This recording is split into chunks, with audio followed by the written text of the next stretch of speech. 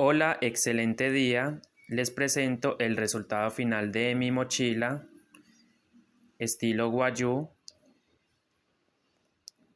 Le hemos puesto un llavero a petición de la clienta con los personajes de Lilo y Stitch. Hemos decorado la gasa con unos flecos y hemos trabajado el hilo crochet doble hebra, ¿sí?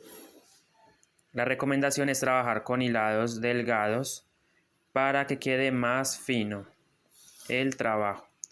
Hemos puesto unas borlas, hemos trabajado el cordón de 4 cabos, redondo o flor de maíz y hemos puesto herraje al llavero, mosquetón y triángulo. Muchísimas gracias por su apoyo.